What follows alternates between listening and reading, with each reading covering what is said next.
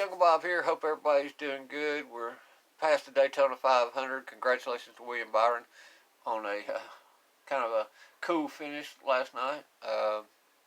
Anyway, today's video is just showing a little bit what's going on around here. I'm working on some stuff new. Today happens to be an ATV, so I'm gonna give you a little insight to what I'm doing with it, and I hope you'll enjoy it. So if you're interested, stay tuned. We'll get right into it.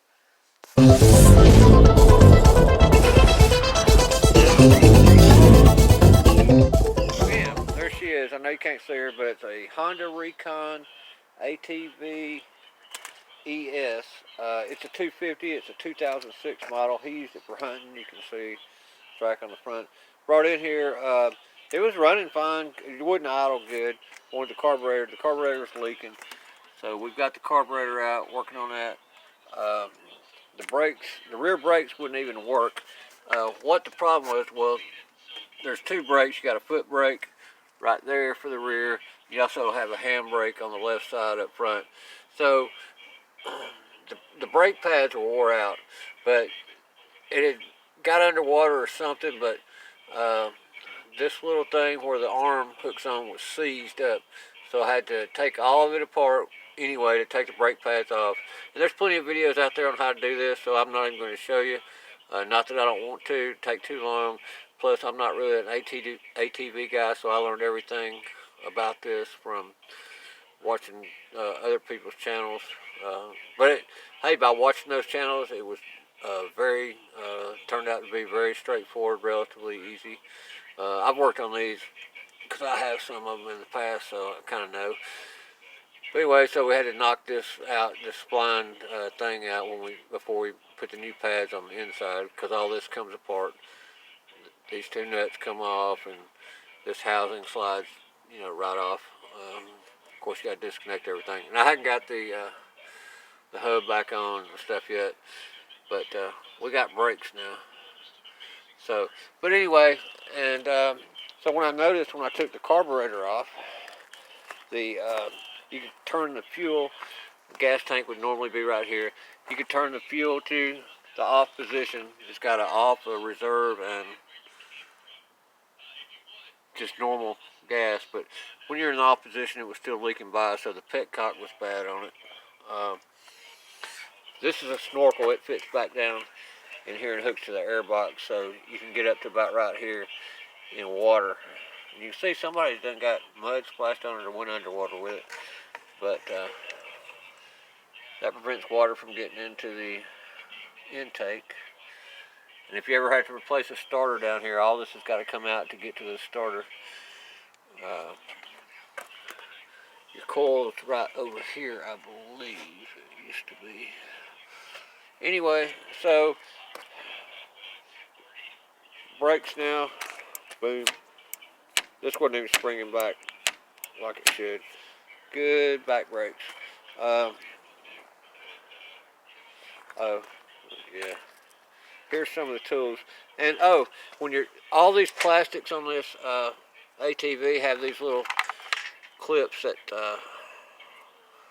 where this piece here you see with the rounded thing goes inside this.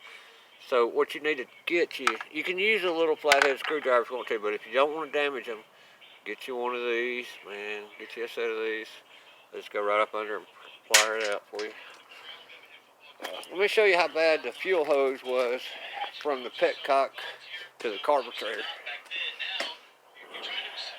Is this it right here? Yeah, this is it. Look, you can just bend it and break it. I mean, you see that? Oh yeah, I can just take it in my hand and break it, pretty much. Anyway, this is the old petcock that came off of it. It's just a leaker. You can order these parts. They're not too expensive, I think, in this job to do all this stuff. But we're less than $150 in parts. There's the old brake pads. This is the old cable, and you can see it won't even move. I can pull on it, and it won't even move. There's the difference. See, watch. All right. Now, let's go back inside and we'll take a look at the carburetor. Guys, back with the carburetor. See, it's didn't really rebuild it a whole lot. I took it all apart, soaked it in my ultrasonic cleaner, took out the main jets, the idle jets. Once again, there's videos on this. What I did replace on it was the bowl gasket. I went ahead and put a new needle and seat in it, and I put a new low idle jet in it.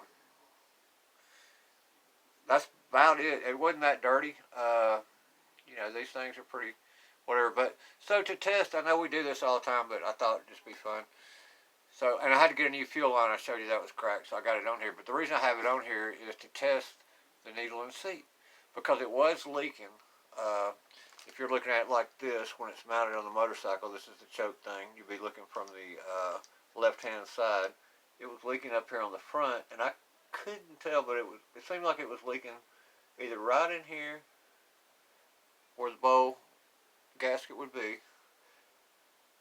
or out the throat because the needle was overflowing, and then it was just running down because there wasn't a good seat between the this and the air intake to the head of the engine.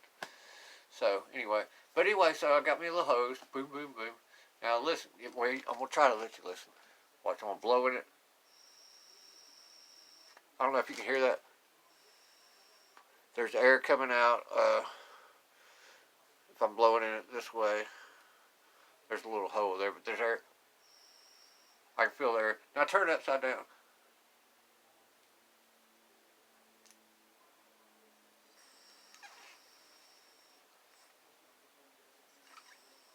So that's working great. So we know that's good. It's ready to go back on. Should have the new petcock for it tomorrow, and then we can put it all back together. But anyway, I don't do a lot of ATVs, but this guy, he's a good customer. Well, he's a new customer actually. But he said there might be more business to come on those where he buys them and kind of uses and flips them or whatever he does with them. But it was fun and exciting to work on this ATV, something different, learning something new every day. So thanks for watching my video, guys.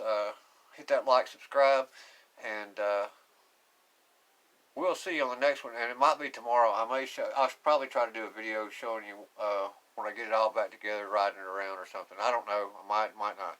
Anyway, thanks for watching, guys. Love you.